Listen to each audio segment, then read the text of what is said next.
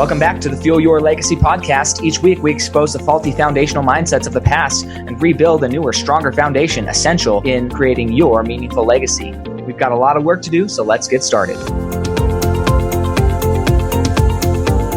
As much as you like this podcast, I'm certain that you're going to love the book that I just released on Amazon, Fuel Your Legacy, The 9 Pillars to Build a Meaningful Legacy.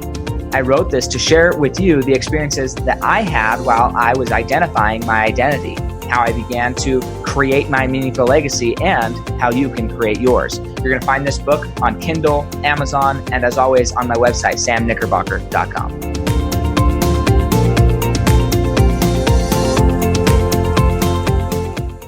Welcome back to the Fuel Your Legacy show. And one of the coolest things about meeting people is the more people I meet, the more I know that I need to have more and more conversations with those people. So today we're going to talk to Judd Armstrong. He is an Australian entrepreneur, moved to the U.S., got here, had nothing more than kind of a wedding ring, started a retail job, $10 an hour, tons of credit card debt.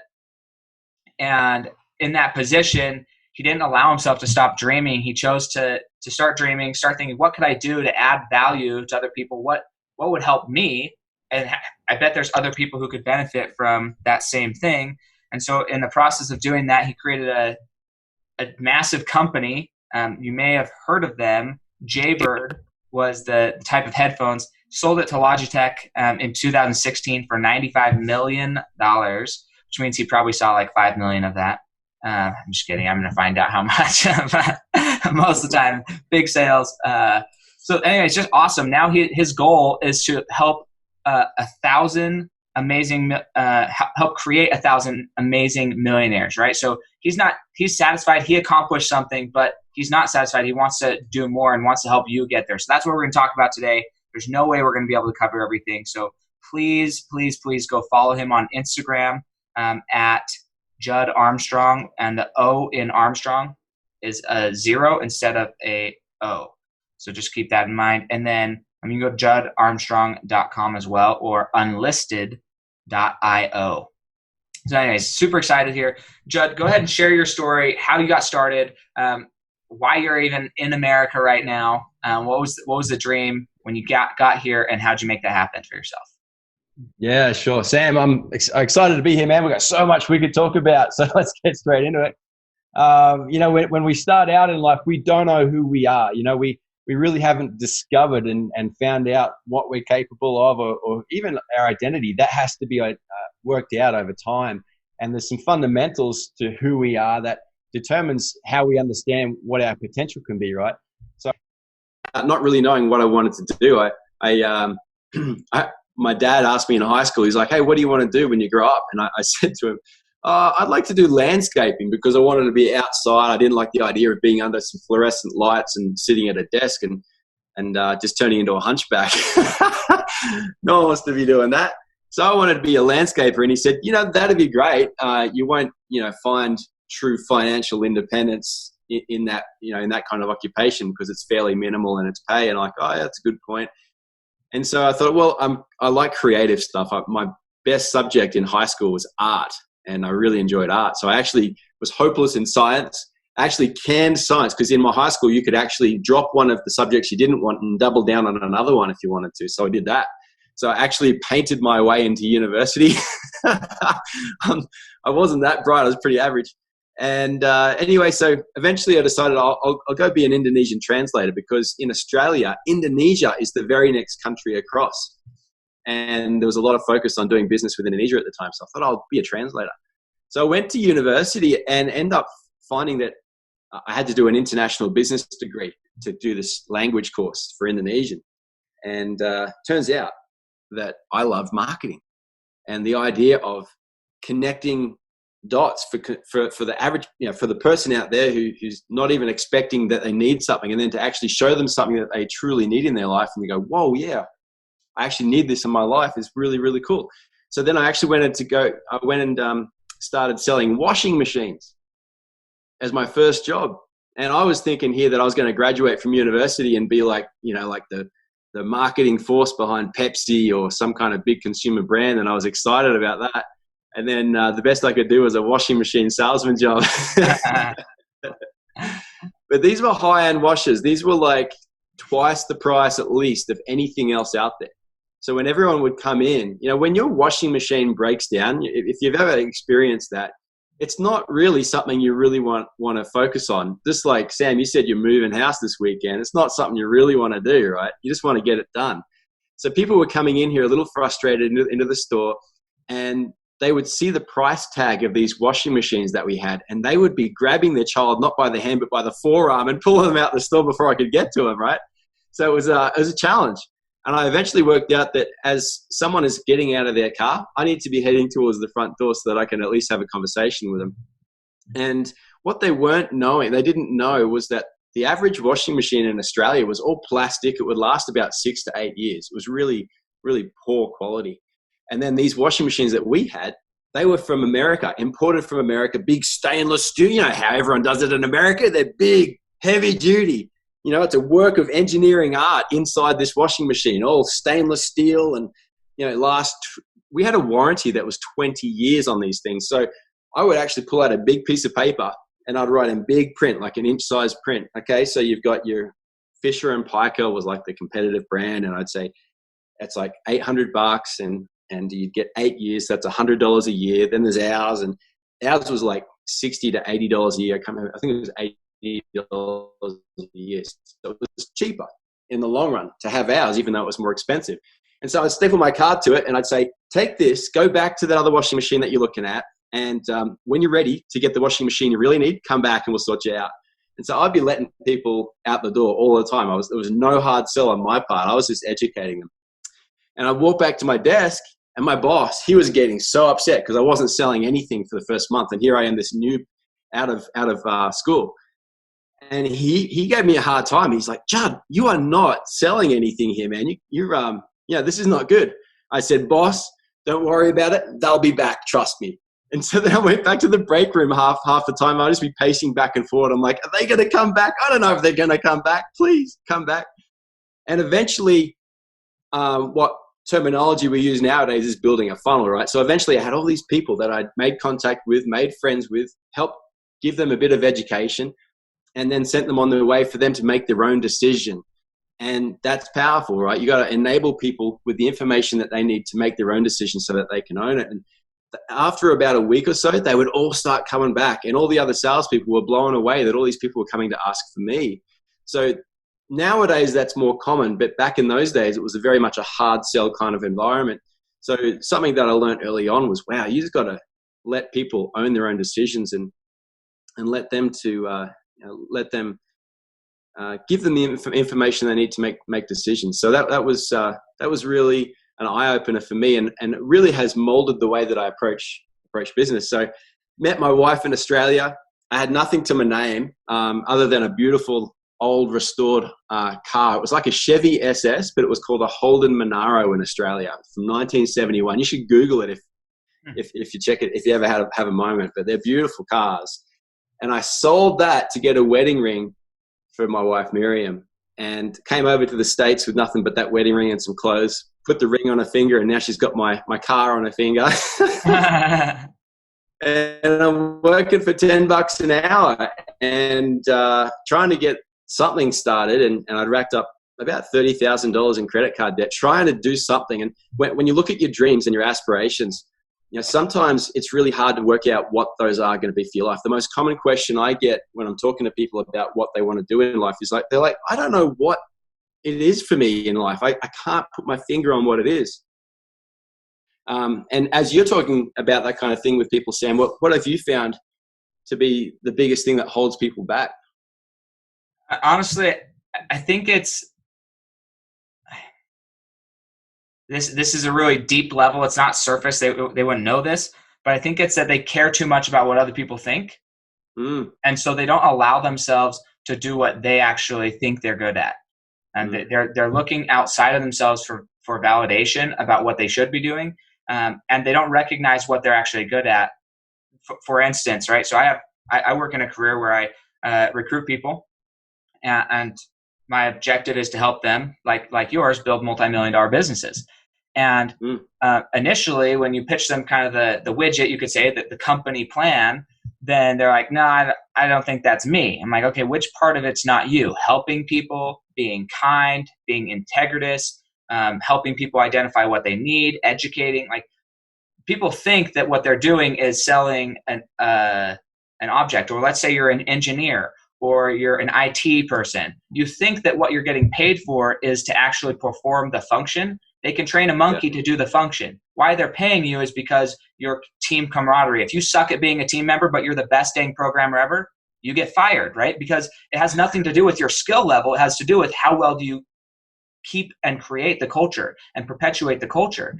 And so people don't recognize why they're actually getting paid. They think they're being paid for the skill, when really they're being paid for who they are. And so they need to recognize who they are and then find something where they can express that, and they're satisfied expressing who they are. And so I think it's just a different perspective on what they're actually being paid for and what their actual gift is. That's a very good point. Yeah. That what I've always thought, that one of the biggest points to determine your success in life is how you can work with other people. And that's really what one component of what you just said. That's a really good point. Yeah.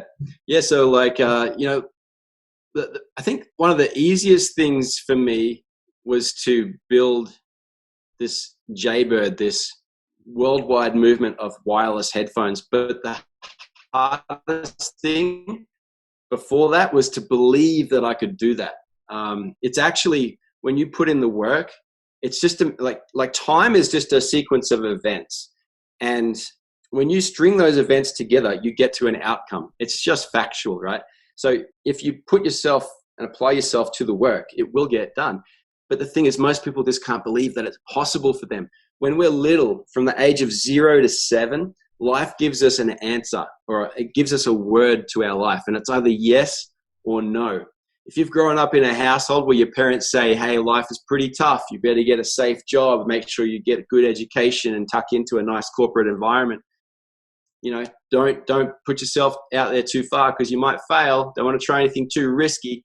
You've just gotten a no for your life, and that's built into your subconscious programming. And it turns out that 95% of what we do, believe, feel, and think is driven by our subconscious. So you're a creation of your family and that environment that you've grown up in.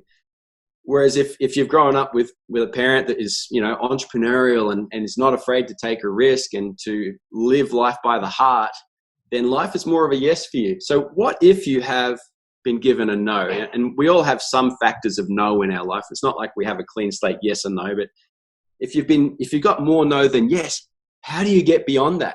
And that is what most people are held by. Most people are held by that fear of, as you say, what people are going to think. They're afraid of starting small. They're afraid of taking a risk and failing. And even though they hear all these really great principles on social media and other places, like, we're going to fail, you're going to fail your way to success. Yeah, I hear that, but I don't feel it in here. That's because your subconscious is just overriding that. You can't overcome that subconscious by the front of your brain, by your conscious mind. So how do you change that? Well, here's the thing. It turns out that because 95% of what we do is governed by our subconscious program, and because that was built in our age 0 to 7 time frame, like, kids, when they cross the street, they're in this daydream, right? They don't understand what's going on around them. So that they're actually, you need a parent to help a kid cross the street during that age. Why is that? Because they're in theta brainwave state, which is like a hypnosis state. Because they're just sucking all the information in, and they do, through that process, learn that roads can be dangerous. But it turns out that, Sam, you and I, when we went off to sleep last night, we actually updated and we rewrote our subconscious mind with the thoughts, the feelings, the beliefs, and those emotions, and everything that we carried with us through the day is just layered on top and recoded into our subconscious. So every single day we rewrite that and we reinforce the things that we think about, right? So when we wake up in the morning, we do the same thing, because we're going in through a theta brainwave state, which is that hypnosis state. And then when we wake up, we're phasing back out through theta brainwave state as well. Those are the two places where we can really change our life. And that's why people of faith are told to pray before you go to sleep and as you wake up. You're priming your mind with the thoughts and the feelings and the desires that you have in your heart to create that life for yourself. And yes, there's also divine help there as well, but you've got to create what's in the mind. There's a spiritual creation of life before there's a physical creation of life. And that's a really important principle. And if you understand that, you can create whatever you want for yourself. And that's a really fundamental principle. It's the first thing is to understand that it truly is possible for us, that there's something special in each and every one of us, and that there's greatness in each of us. We can do some really cool stuff if we are willing to throw ourselves out there and live life by the heart. If you live and direct your life through your heart, then you find that your head can keep you safe on that heart-chosen journey and that heart-chosen compass direction. But if you flip it the other way around and you make choices with your head and then you get all emotional once you're on that path, that's all messed up. That doesn't work. So you got to be willing to let go, let loose, and just go have some fun. That's really important. I would 100% agree, man. There's so much here. I know we don't have enough time. I knew we didn't have enough time before, but I know even more so now. We're going to have to hang out. I actually have friends up there in Logan, so next time I come up, we'll have to do something. But so yeah, funny story is I actually was going to be in landscape architecture because my original dream got shut down. So my original dream was to be a motivational speaker, which I am now, or an inspirational speaker. I love public speaking. I would do it for free just because I enjoy it so much. Like there's nothing more exhilarating to me, almost like a comedian, just being up there and it's entertainment, but it's education and it's life-changing. I love it. Every part of it I love. But when I got told that, hey, if you do that, then you're never going to see your family, right? You might make money, but you'll never see your family. You're always going to be on the road. And so that was the lie that I got told if I chose that career. So then I decided to think, well, I like landscaping. I enjoy working with my hands. So I actually was going to go into landscape architecture. But the reality is that lifestyle is harder on your body, and it still sucks because you still are working with deadlines, and it just ultimately wasn't what I wanted to do. So I was like, nah, I'm not doing that. So that's how I got into finance, and now I work in finance. But so a few things that I want to highlight, things that are cool about your system. I want to get your feedback there because now your kids. How old is your oldest? 20. 20. Wow, you do not look that old. So this is good. You look like you're about 25. Maybe 35. This is good. I guess if I matched up the hours, it's good. But so you saw your kids go through high school then. Now they're going through college. What's the difference? Like, how impactful was it that you had the opportunity and option to select selective interest and buckle down on what you were actually interested in your formal education rather than just being required to take a bunch of stuff that you weren't interested in? What's the trade-off or benefit in either one? I look back at university, and I'm not sure it really did a lot of help for me. If you're going to go work for someone and you have like a degree of some kind, let's say you're an engineer or an attorney or something like that, maybe you're in finance. Yeah, that makes complete sense. It's totally needed because we need the world to have qualified people to keep us in line and to go in the right direction. Those who are more creative, those who are inventive, those who need to create commerce and be captains of industry, you do not need university for that at all. It's just not needed. And everything that I've just learned through street smarts. I don't think I really carried much with me out of university at that point. Nowadays, maybe the courses are a little bit better, but still, I paid no more than 10 grand for my bachelor's degree. Nowadays, what is it, like at least 20 times that price? Yeah, absolutely. Like what's that? It's like 40 grand for a bachelor's degree right now.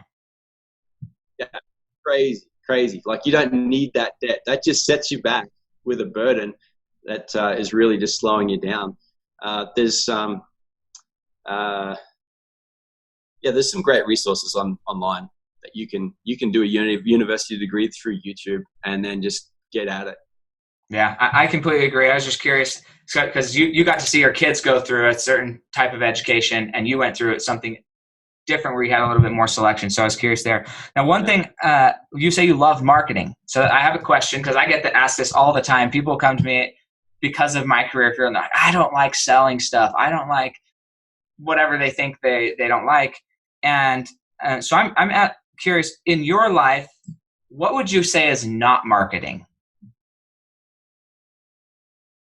Like, is there anything that you can think of that's just like, yeah, that clearly is not an act or of marketing in any personal, faith, business, fit? Like, is there anything that's not some form of marketing? I suppose you're right. Yeah, I suppose that it applies to everything. It's really how you present things to people to make it compelling, and also their own idea, like raising kids. You're always trying to convince your kids that it's their idea. Right. And that's just influence, right? So it's interesting because I get this all the time. I don't like selling. I'm like, look, you're trying to sell me on the idea that you don't like selling. Like, that's the definition of sales. You're trying to convince me that you're right and I'm not. And I'm trying to convince, like, of course you like selling. You just don't see it as selling for whatever reason. And so for the reason I ask it that way is, in my experience, when I started looking at marketing in that brain space, it opened up the ability to do something that was really innovative in marketing because nobody's thought of it, because I'm taking a principle that applies maybe in parenting and I'm applying it to business, or I'm applying business to parenting, or whatever it is. I'm taking the service industry of HVAC, heating and cooling, and I'm taking that model and I'm applying it to essential oils, or, you know what I mean? Like, when you see everything as equally as like, hey, this is all marketing, it allows your brain to go different places and make connections that you wouldn't make if you're just like, this is the only thing that's marketing, this little area of existence. Mm-hmm. That's true. Yeah, that's very, very true. Influence is the right way to put it. Absolutely. And it's fundamental to our ability to create the world that we want to create for ourselves. You know, we're not here to be acted upon, right? You know, this principle. We're here to act. We're here to create. We're here to be creators. We're God's in embryo, and we're here to do marvelous things. You know, it's not just possible for us to do good things and great things, but it's actually necessary. We're not our most joyful self. We're not our most fulfilled self until we actually magnify who we are and become and discover, you know, our great potential. There's so many people who are really content with their life, very content, but there's something missing. They're not truly happy. And why are they not truly happy? It's because they're not living a life of service to other people. They're living for themselves, right? So Viktor Frankl, he said that when people can't find their deep purpose, their calling in life, their meaning in life, they distract themselves with pleasure.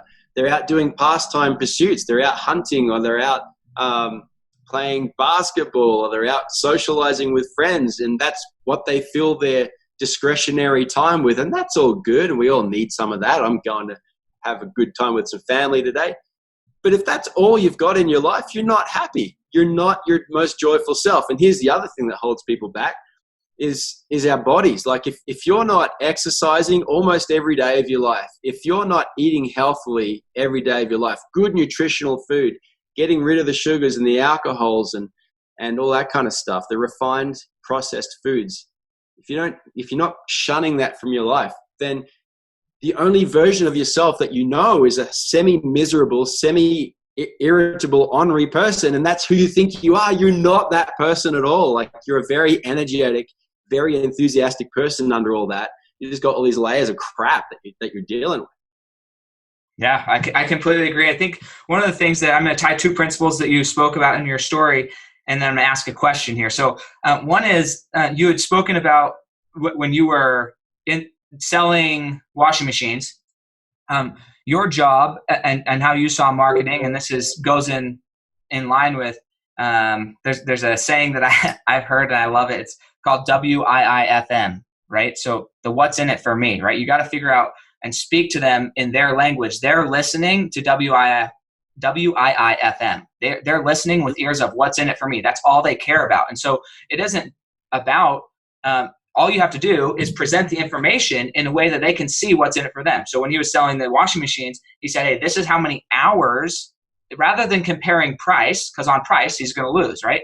Or even quality. Most people, if they've never had something really of quality, it's hard for them to understand and comprehend how much better quality something is. And so, this is both the beautiful thing and the absolute worst thing about statistics, financial analysis, all this stuff. You can take information and you can present it literally however you want, because it's all about what thing you're comparing. Like for instance, he took the price and he said, look, here's the price, but let's talk about how many hours or how many years you're going to get out of each thing. And then we're going to divide that into the price. See, it's actually cheaper per year to have the new one. And they're like, okay, so if I think about it this way, in 6 years, I'm going to have to buy a new one. In another 6 years, I'm going to have to buy 4 of these $800 washers over the next 20 years. Why not just pay that right now? Less though, and get a better washer. So I'm having a better experience and I'm having the same thing. I had to make that decision 2, maybe almost 3 years ago. I had these older cars because I was taught frugality, own your car. This is the things I was taught.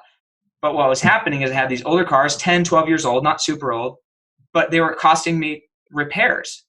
And at the end of 2 years, I track my money meticulously. I could see that for the cost of repairs, I could be leasing a brand new car every month, like pay a $300 lease for a brand new car. So now I'm driving the best, the safest car, and it's costing me the same as if I had an older car that I quote unquote owned, but had to repair every month.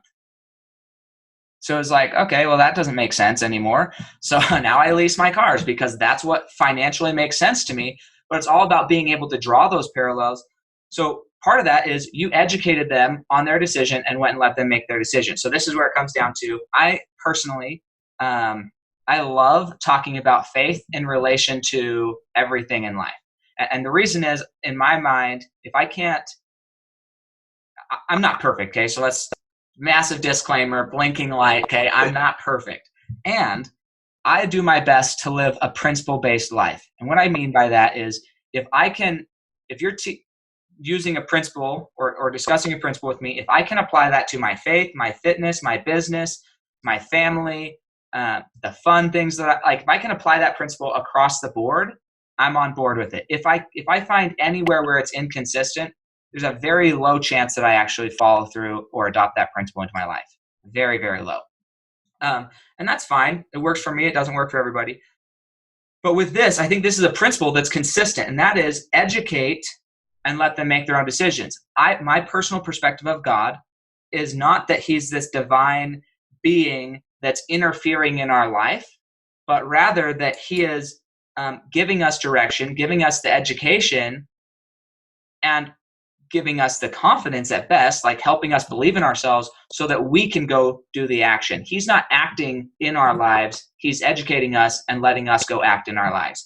I think that's a big, important distinction. I'm curious what your thoughts are about that when it comes to your personal faith and what you've discovered in business. Yeah, no, that's a really good principle. There's a great leader who we both know who said once that teach the people true principles and they'll govern themselves. We're here not to be just told what to do, right? We're here to create some great life for ourselves, because there's more. Quantum physics tells us that you cannot create energy from nothing. It has to always exist, right? Like if you have fire, it's going to turn into heat. Okay, it's going to drift off as heat, or sound can change into heat, things like that.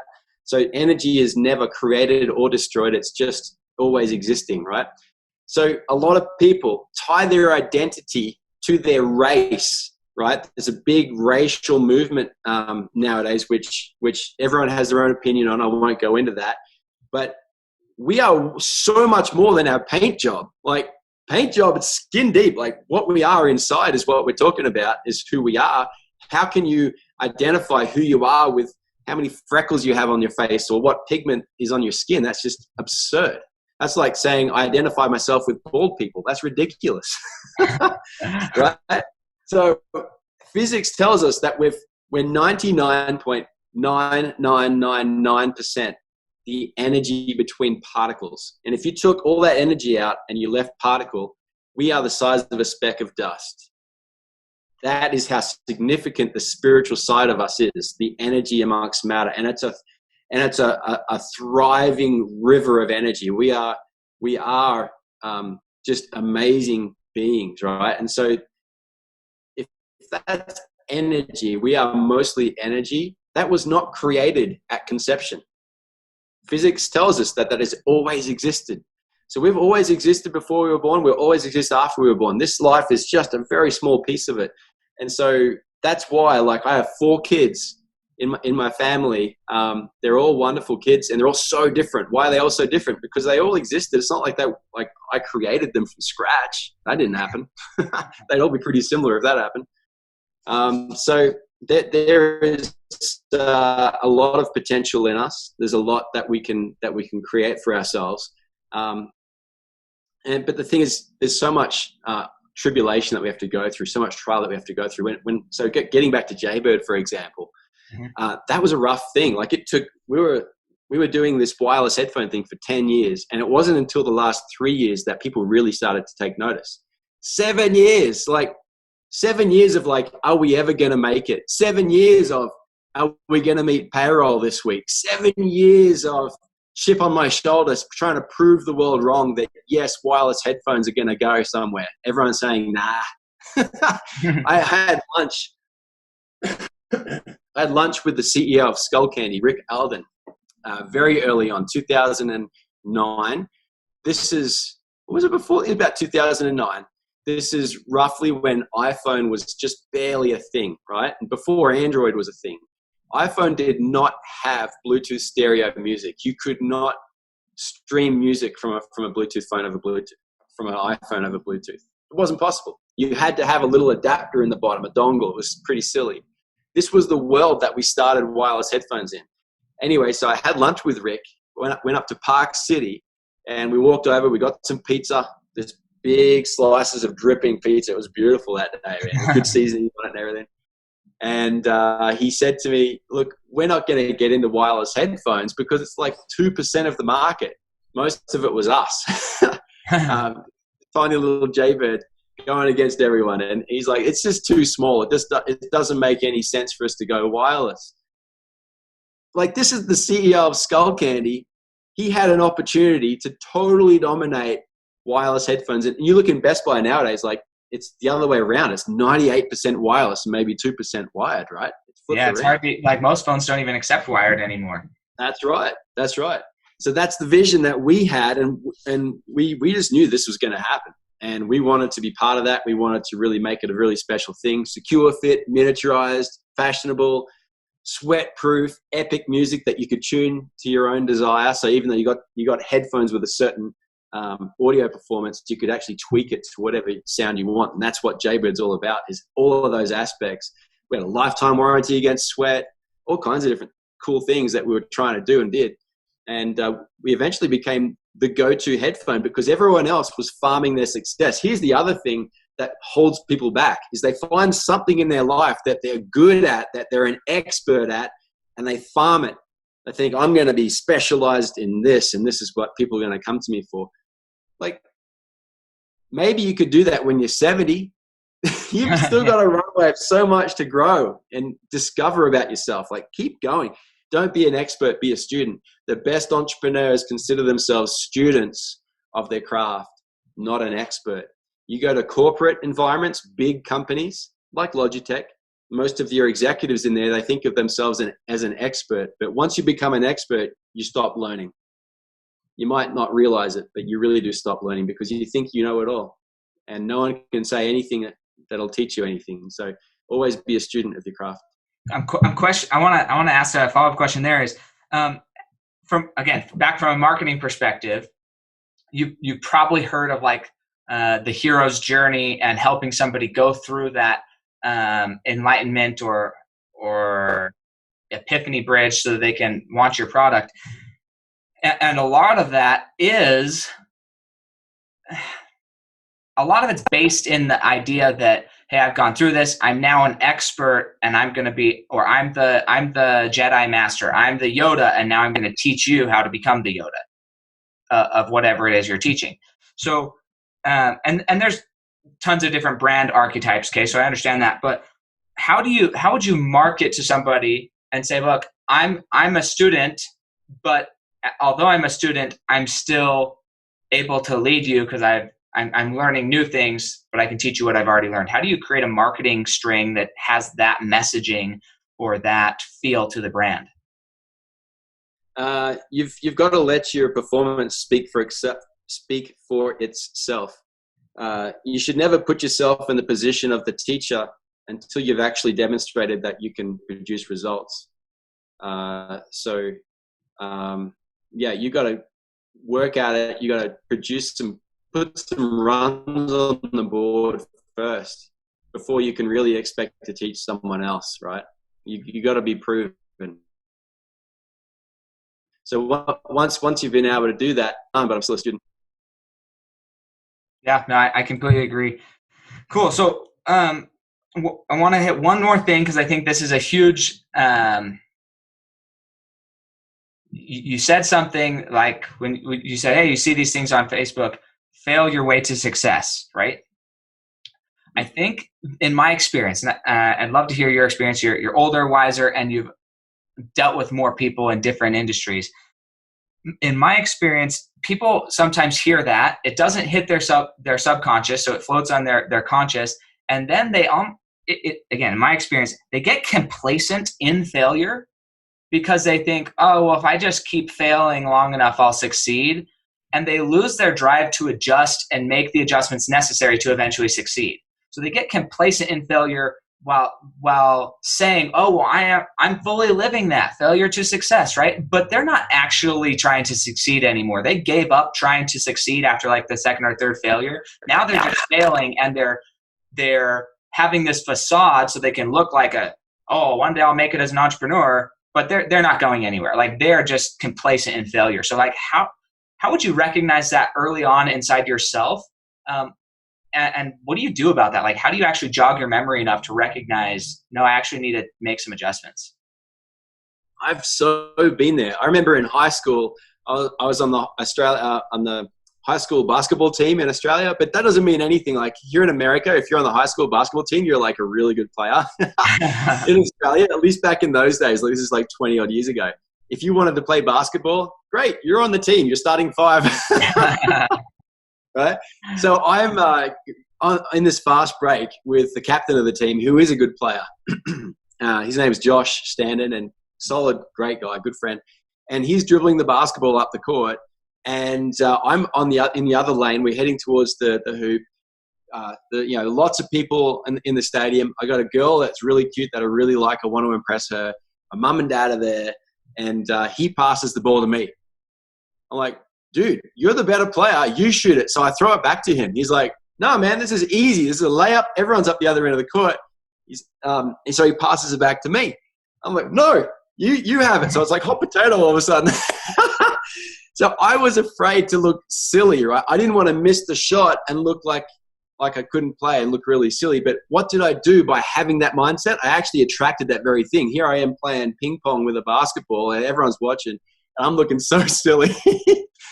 And there you go. So the fact is, everyone misses a shot in every single game. So, and you can't get to success until you actually go through that whole learning curve of failing your way there, right? So I have to make the shots, otherwise I'll never be able to make a shot, right? So it's really important that we get past our fear of failure. So it took me a long time, right, to get through that, and eventually, I'm kind of mediocre in basketball nowadays. I can hold my own and play all right with some guys nowadays. But back then, I was just too intimidated, too stuck in fear.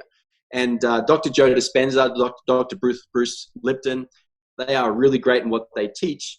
That is that we shouldn't be defined by the memory of our past. We should be defined by a vision of our future. And Sam, you're here nodding your head. We both love this stuff, I can tell. Yeah. It's true. I can't get enough of it, honestly. This is what I studied. I studied neuropsychology in school and ended up in finance because I figured that's a good place to have an impact that I wanted.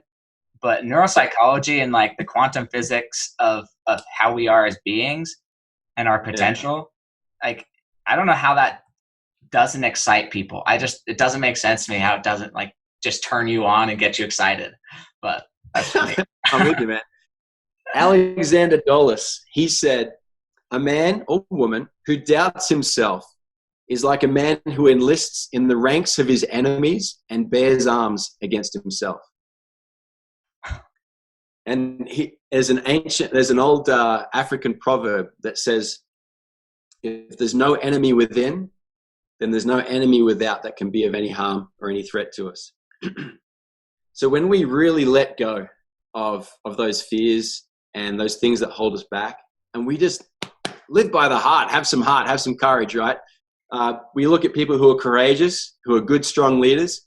It's not that they're not fearful. Of course they're afraid. Of course they don't know. Of course they're uncertain. They don't know if they're going to win or lose.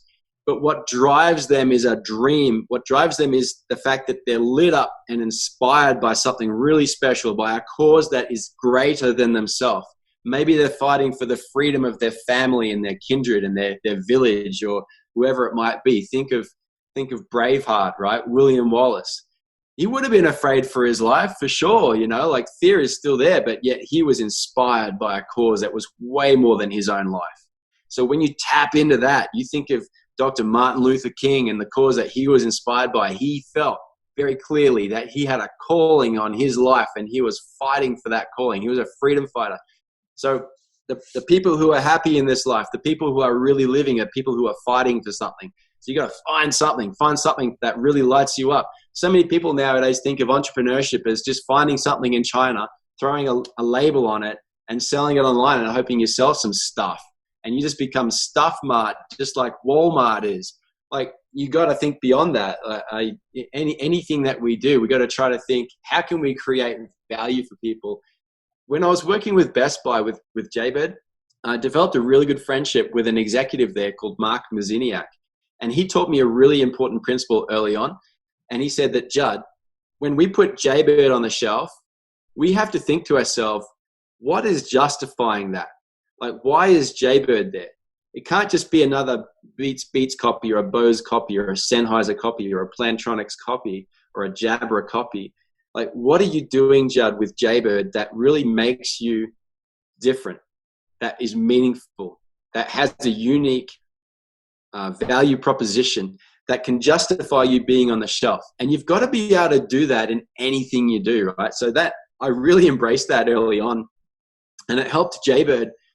Of course, we already had the mission of being wireless and leading a wireless revolution, which we were able to do, which is just blows me away. Like, when you believe you can do something, there's still these uncertainties and these doubts, and you don't know if it's going to happen. And when it actually happens, you're like, even though I believed it, I can't believe it. It's quite weird. But yeah, make sure you're of value. Make sure you're doing something great in the world. And that is how you tie that back to being inspired by a cause or a mission where you can actually do something really amazing for the greater good, to serve the world, to serve those people around you, and do something lovingly disruptive in their life. Do something that'll really turn it upside down.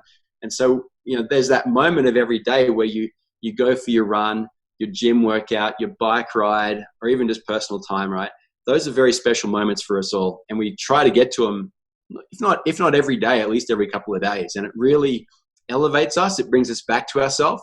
And so Jaybird, our whole idea was that experience and transforming that and creating a renaissance of that moment by having wireless music that was just secure fit, that it's like you were listening to music, like it was an orchestra around you or something, without having any tethered to anything. And that was a really, really awesome experience to create that for the first time for a lot of people in the world, and really turn their life upside down in that way. And that's why so many people got behind it. We didn't have any money for marketing, so they were our megaphone, and it was incredible to see it all play out. So yeah, when you get inspired by a cause, those are the kinds of things that can happen in your life. Yeah, that's a beautiful message. I'm curious then how, because I think there's people who are listening to this who have a dream like that, or at least they've thought about it, they've fantasized about it.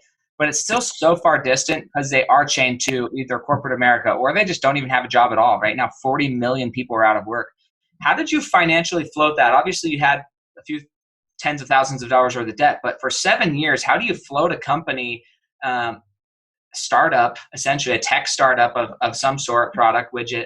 Like, how do you do that for 7 years before really gaining any serious ground? How do you sell out your spouse on that? How do you sell out your family? How do you put blinders up for everybody who's consistently telling you you're going to fail? How do you really overcome that and financially make it through? Because I think a lot of people, they want to do that, but the fear of financial failure is, it's one thing if it's for yourself. I learned this when I got married and had kids. I had no problem. Like I love risky type employment, commission only, like what I can produce is what I can get. The moment you have like kids, other mouths to feed, other people depending on you, the quote unquote, which I don't believe is security, but the quote unquote security of a job becomes more appealing. And you have to be able to calm the fears of the other people around you to have them buy into that. So how did you do that financially? So principle wise yeah, first of all, let's get tactical in a second, but principle wise, you have to be hungry. You have to be tapped into something that really lights you up.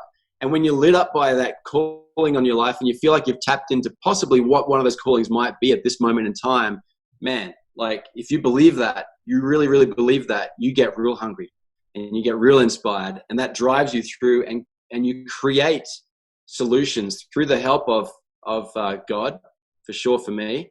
You create solutions to problems, and it's amazing how many miracles will happen along the way because you're trying to do something great, and you're fully dedicated, you consecrated yourself to it, and it opens up a whole new world to you. And if you've never lived like that, I really challenge, for the listeners, if this is a new concept for you, really, really take this to heart, because that's where the secret of a great, rewarding, joyful, fulfilling life is, and a life of purpose and a life of contribution is living in that inspired state where you're really lit up by something. But tactically wise, here's a principle that I think is often lost in this world today, where people seem to think that they need to get an investor to get through financially. You don't need an investor to get through financially. It's just simple as this. Revenue, or your income, minus expenses is what you got left. And if that's always balanced, if you've always spending less than what you're earning, you'll be in business forever. Like you will be in business forever. So that's what you got to do. So when your revenue is low, the key is to not be spending money. So we sold all the furniture in our house. We were talking about this before we joined the call, but we sold all the furniture in our house. We had a family with 4 kids and we had one car between us. We sold one of our cars, and our neighbors actually lent us a sofa because they felt sorry for us. And a lot of the stuff I was doing myself. I was on Skype with our supplier in Asia in the nighttime. Then I was in the office during the day. I was working with our customer support team and my operations manager and my sales guy and working with product development, and we were working on warehousing, and we were working on this and that. And it was just nonstop. But I was lit up and inspired by this cause, right? I was moved by it, truly moved, and I was hungry. And when you're hungry and when you're really into it, you'll do anything and you become a beast and you can just do cool stuff. It's really hard. And you've got to always check yourself and make sure it's you're going on the right path and everything. But tactically, that's the secret. The lifeblood is spending less than what you're earning, but also investing in growth and development and becoming better than what you currently are as well. And that's a delicate balance to tread. But here is the thing too. If you're a commodity, like anyone else, if you're doing the same thing as everyone else, that's really hard because you constantly got pressure on your margin up here, right? So you have to find ways to be meaningfully different, meaningfully unique, and ways to disrupt people's paradigm for their life in a meaningful way. How do you do that? How do you come up with those kind of ideas? Once again, you got to stop focusing on what's out there today. You got to stop focusing on the how-tos, stop focusing on the tips, the next hot tip and that kind of thing. You got to come back within yourself, be very introspective and really be very reflective on what's most important to you. Those gifts and those passions that are in you that you got to discover. You may not have discovered all of them yet, so you got to excavate your life and try new stuff. I've just jumped into a farm over the last few years. I knew nothing about farming. Before that, I knew nothing about headphones. Before that, I knew nothing about medical records. If you look at my LinkedIn profile, the things that I've done, every single thing has been a new thing that I knew nothing about. Yet that fresh perspective gives you a fresh perspective and a new way to look at things that no one else has been able to do. And that's when you come in with something meaningful. Yeah, I completely agree. I love that. One thing that I think it really comes down to the thing you started out with, and that's living a consecrated life. That's generally almost like a religious term. People talk about it more in religion, the idea of a consecrated life. But I think that is a principle that needs to apply everywhere. Like, what have you consecrated and said, look, this is what I'm going to do. This is where I'm going to find my fulfillment and my meaning today. And I think another thing to couple along to the back of that is what you find meaning in today, you don't have to find meaning in tomorrow, right? So I created a journal called the Fulfillment Journal. You can find it on Amazon and a few other places. But the point is, it's really simple. It's a daily journal. You list out your top 3 goals, what you want to accomplish, the top 3 things you're grateful for, and then you strategize about how are you going to experience fulfillment that day, right? Like, what are you going to do that day that gives you fulfillment? Not just short-term happiness, but like what, and I define fulfillment in one of 3 ways, right? Either I was laughing uncontrollably, I was so happy. I was crying, I was so happy. Or I have butterflies, like when I first went on a date with my wife, like I'm so Twitter-pated about the idea of what I'm going to be doing, okay? Like, if you're that, like, if that's what defines fulfillment, these intense, full-body emotional reactions to joy, if that's fulfillment, then how are you planning that daily into your life so you can have that? And then after you do that, you journal about how did you experience fulfillment. So you planned it out in the morning, then you said, hey, how did it go? How did that experience go? And then in the future, how will I make it better? So in the future, so now we're reprogramming our subconscious about what the next time we experience that experience, how's it going to look and be even more fulfilling next time? And the way I do that, so one of the beginning things is to, for 10 minutes in each area, faith, family, finance, fitness, and fun, write down for 10 minutes things that fulfill you in each of those areas. So 10 minutes a topic, and then just schedule it in for 30 days, fulfillment every day in your life. And I think that's where it comes down to, like, that type of consecrated life and living, what fulfills you. The other thing is, if you think his daily schedule sounded crazy, selling everything, willing to sacrifice everything, some people, they think they've never experienced that. So this is, tell me what you think of this example. This is how I explain it to somebody. Like, this is how excited and hungry you got to get. If you've ever been going on a trip to Disneyland, I think more universally Christmas, right? Where you can't sleep because you're so excited about what's going to happen the next day, right? When he talks about being hungry and fired up, like, that's how hungry you have to be. So hungry that you're so excited about what you're going to do the next day, you can't sleep. Like, it's not that he didn't want, like, that he wanted to sleep for 10 hours, but he forced himself out of bed and worked 6 hours. That's not what happened. He was so hungry, he didn't want to sleep. Sleep is something that has to happen to stay alive, but you really just want to keep progressing your vision. I mean, would you agree with that? Or what tweaks would you say? Yeah, you're getting me excited now, man. Yes, Sam, that's true. Yeah, like when you wake up every morning and you feel like it's you've just woken up and there's presents under the tree. You can't wait to get into what you're doing, and there's a lot of rubbish and crap you have to deal with. Yeah, I know, but it's the overall mission, it's the overall cause that just lights you up. And I'm not even a morning person. It takes me a little while to get going, but I know I've got some exciting things in the day. I totally agree with that. That's powerful.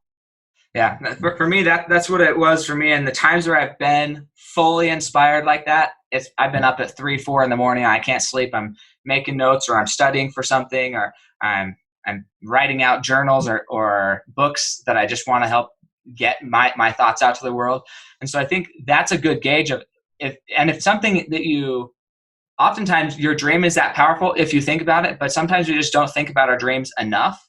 We get bogged down in the monotony of making it happen that we forget to focus on the overall vision. And sometimes you just got to do that morning and night, multiple times during the day. Schedule that in. If you're somebody who's struggling with keeping that in the forefront of your mind, schedule it in where you're going to review your overall mission, dream, vision statement of where you're headed. So I know that one of your goals right now is to help create 1,000 millionaire businesses or legacies. If we wanted to be one of those 1,000, okay, let's say we love what we hear today and we want to be one of your young Padawans where you're going to teach us everything you know, where do we get in contact with you? Where do we start following and become part of that movement and contribute to that?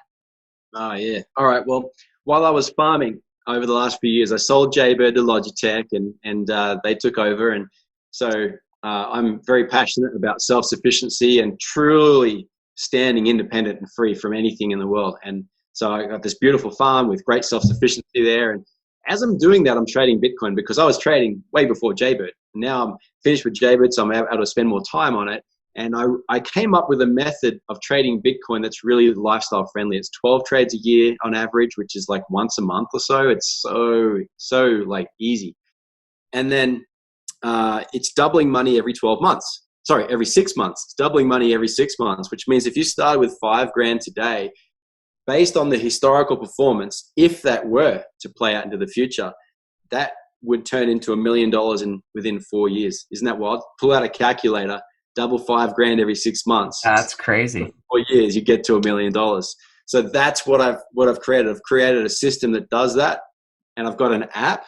So my mission has always been like with my employees through my businesses, I've always wanted to help them become financially free. Because I remember being an employee of once on my own that I wanted to be financially free as well. And I didn't know how to get there, and I had to work so hard to get there. And now I've got a system that doesn't have all the risk of business, that doesn't have all that uncertainty of business. Like, it's really strange economic times right now. We don't know what's going to happen next year. So if you're trying to start a new business right now, whoa, risk is on. Like, it's really risky. So this is a way for you. Our average loss is 6%.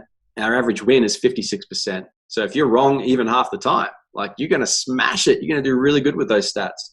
So that's why this is such a powerful tool. This is why in this particular kind of world environment, this has come out at the perfect time so that I can help 1,000 households become truly financially independent. If you want to be financially independent today, you have to be a millionaire.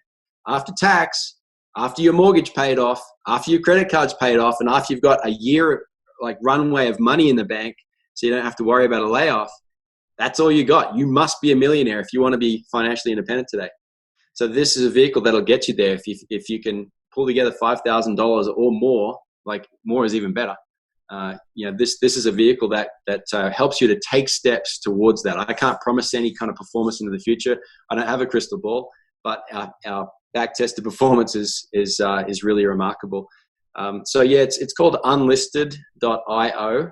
That's the website, Unlisted Project. And I'm only taking on 1,000 people. After that, it's going to be It's going to be like you have to know someone to get in. We're already at 300 people.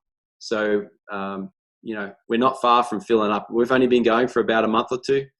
And if you're interested in this, you have to act pretty quick.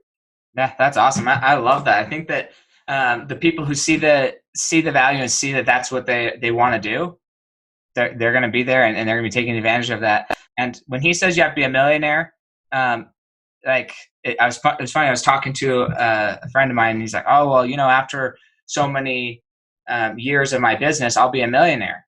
It's like, okay, but are you a cash millionaire, or you have like a business that you, through certain forms of multiplication, your business is worth $1 million, right? It's so funny when people are like, and this is why I made that joke. And maybe you actually did walk away with 95 million, which means you sold your company for a lot more than 95 million. I don't know how much you walk away with, but generally what I've seen is after those companies get sold, the big number that gets said is not how much actually gets put in the pocket. Is that fairly accurate with what happened with you as well? I never got an investor on board, which is why the journey was so taxing on me. Sure. But that I would do it the same way all over again, because you get into business to be your own boss. You look at almost every entrepreneur, a big driving factor for them is that I would rather work 100 hours a week for myself than 40 hours for someone else. Why? Because they want to be lit up by a cause that they create.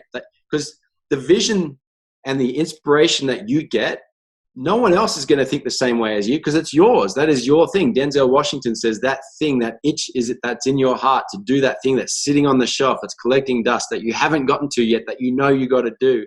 That's God's promise to you sent beforehand, that it's already yours. So there's this thing that's placed in our hearts as entrepreneurs that we want to get done, right? So anyway, I didn't ever get an investor, and we did it all ourselves. It was tough work to bootstrap it, but we had some key employees who had a portion of that. But I actually wrote myself a check back in 2013 or about 2013 for $86 million. Just like Jim Carrey did a $10 million check for himself and got that $10 million from Dumb and Dumber. So I'm like, I'm going to do some random crazy number that I can't even imagine experiencing. 86 million. That's silly. Oh, let's just put it down. Let's have some fun. And then a few years later, there it is. We sold it for 95, and almost all of that we saw and realized it's cool. Wow. That's incredible. That's cool. Awesome. So yeah, go check out Unlisted. Is it a website? So unlisted.io, is that a website, or is that just a Google and you'll find your way to it? Yeah, that's the domain name. Yeah. Okay. Instead of unlisted.com, it's unlisted.io. Yeah. Okay. Awesome. No, and these links, they'll be in the show notes here, to his Instagram, to his website, and then also to this unlisted.io if you'd like to participate. Obviously, I'm not making recommendations. That would be no good, but it's the more you know, the more you can act on. And the more you get educated on, the more you can make your own decisions. And he's already told you that before this ever came up in this episode. You already know that that's his MO. He wants to educate you. He wants to help you understand the benefit of making that happen. I think what I was going to say earlier is $1 million. If you're just a millionaire right now, and a millionaire is defined as $1 million, that's not enough to retire. That's not enough to be financially independent. And maybe if it's invested the way you're saying to invest it, but like right now, you'd need probably I guess it depends on your age, but if your average age is 35 to 45, you really need like $5 to $6 million to be able to pull off enough with inflation, compounding, and all that jazz to make it in this world. Otherwise you're going to be in for a real unhappy surprise. These people who are trying to retire at 65 years old and they got $250,000 in their bank account, maybe. Yeah, they aren't retired. Like they're going broke in retirement. There's just no hope for them. So we got to find solutions to help them earn more income that isn't as taxing, still gives them a lifestyle that they want, but gives them the income that they need as well. That is very, very true. The first business that I sold for about $1.5 million, and I was 31, and I knew straight away, like, this was really amazing, but I knew that wasn't going to get me through the rest of my life. There's just no way. That's like enough to barely start another business. Yeah. So we went broke starting Jaybird with that money. Yeah, exactly. Cool. So the next section is called Legacy on Rapid Fire. It's like a game show-ish, 1 word to 1 sentence answers. And we're gonna bust through this quick. You ready for that? Go. Okay. Legacy on Rapid Fire. Question number 1. What do you believe is holding you back from reaching the next level of your legacy today? Time. Okay. Define time. Sequence of events, one after the other. So as I get the work done, it'll come to pass. Okay. Awesome. And what do you believe is your greatest accomplishment to this point in your life? My family. Awesome. What's the hardest thing you've ever accomplished in your life? Jaybird by far. That's so cool. And what if you were to say, do you have like one secret habit, mindset, or belief that you hold close to your heart that you believe has enabled you to become as successful as you are? There's there's a teaching from the ancient American Indians, and it's the concept that if we live right, if we live with integrity, and if we look to the spiritual strength that we have in our life to guide us to where we need to go, and if we live with integrity according to the principles, and we hold ourselves in alignment with that spiritual compass that we have, all things will work together for our good, both spiritually and temporally. And so temporally meaning financially and anything else in your life. So that promise that is given in that principle is absolutely true. And when we believe that we are highly favored, when we believe that we are truly blessed, and when we believe that we have something special in us and there's great things and great potential within us and we can do all things, then that truly does happen. Yeah, I love it. I think belief is the number one thing that holds people back. And as my mission, kind of the purpose of this podcast, is to help you and help everybody believe more in themselves, recognize the giftedness that's in them, and believe more in themselves. If that's all that we can accomplish on this podcast, if we can help one person believe more in themselves, it's a win. If we help more, that's way better, you know. But I think belief is where it has to start, about what you believe in the most. So if there was 2 books that you would recommend to the Fuel Your Legacy audience that could help them, one, understand their belief and help them believe more, and there's really no restriction. If you want to say religious books, that's fine. You do whatever you feel is honest and real to you. That's what we want to know. I'm glad you just said that, because James Lawrence, the Iron Cowboy, he's famous for doing the 50-50-50, which is 50 Ironmans in 50 states in 50 days. Can you believe that? That is intense. And he's right here in Utah, James Lawrence. You got to look him up. Yeah. He was one of the Jaybird ambassadors. And he asked me the other day, he's like, hey, what books have really changed your life? And I had to think about that pretty seriously. And honestly, the Book of Mormon, that's core to my faith. And then second is, if I'm going to choose a secular book, there's only one that I can think of that has really changed my life. And that is Richard Branson's Screw It, Let's Do It book.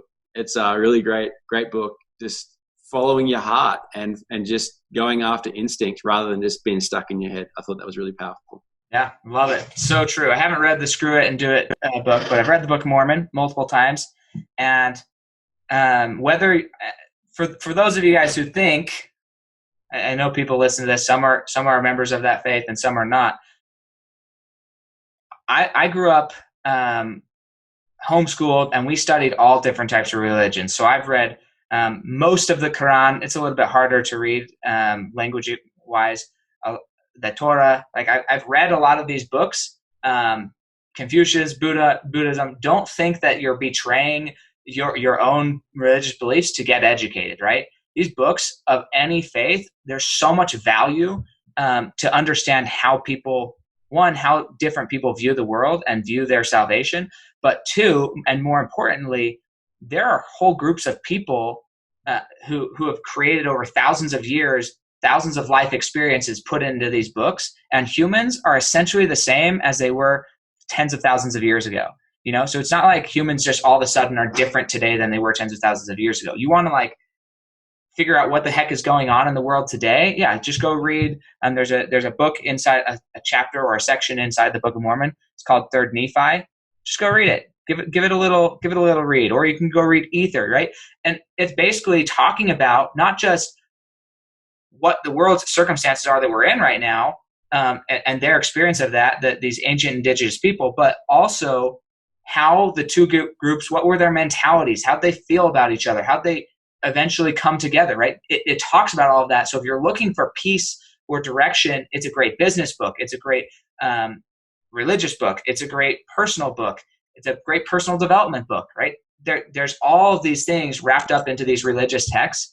And that's why they're so impactful. It's not necessarily, oh, well, I don't want to take part in that because some religion believes it. Look, forget if a religion believes it. There's so much value there that you're missing out on. You're throwing the baby out with the bathwater if you're unwilling to be educated.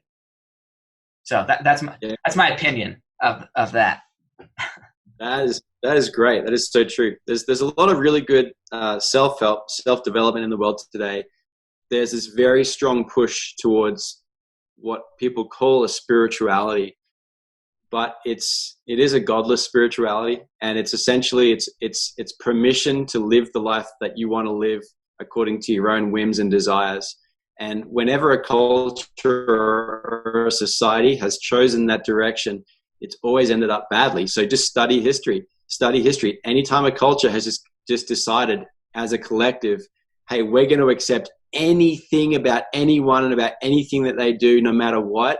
It's all about the individual. It's all about what I want and my desires. That's when things go south. So we have to be mature about it. We have to be humble about it. We have to acknowledge that when we're not the kings and gods of our own world, there is something else about life, and we need to recognize that.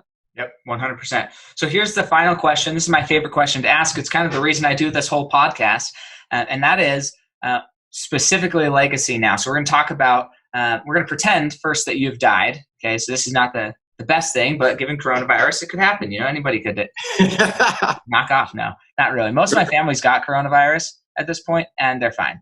They said, many of them said they'd rather have that than the cold. So it makes it even more ridiculous what's going on because of it.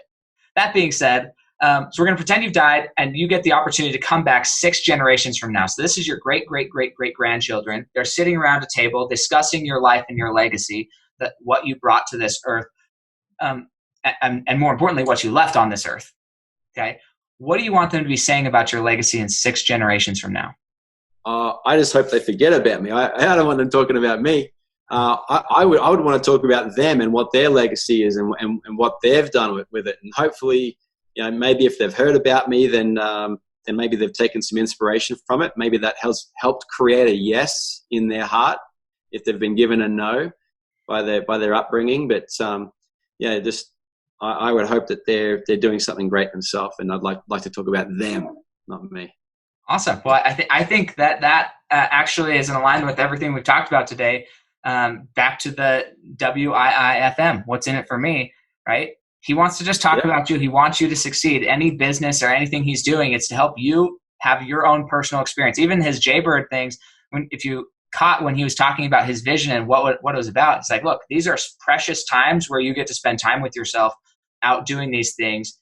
And what if you could experience the musical lifestyle, right? Where you're just in the forest and you hear music randomly because you're not tethered to anything, but you can have that experience of a musical life in those private times. So it's all about what's best for you and how can he help you accomplish your goals. And I love that about you specifically. Thank you so much for coming on this show. And we're going to have more because we didn't even get to so many good things that you could have shared with us. But yeah, just thank you so much for your time and enjoy the 4th of July. Yeah, thanks, man, and good luck with the move of your house today. Yeah, no problem. Okay, we will catch you guys next time on Fuel Your Legacy. Thanks for joining us. If what you heard today resonates with you, please like, comment, and share on social media. Tag me, and if you do give me a shout out, I'll give you a shout out on the next episode. Thanks to all of those who've left a review. It helps spread the message of what it takes to build a legacy that lasts. And we'll catch you next time on Fuel Your Legacy.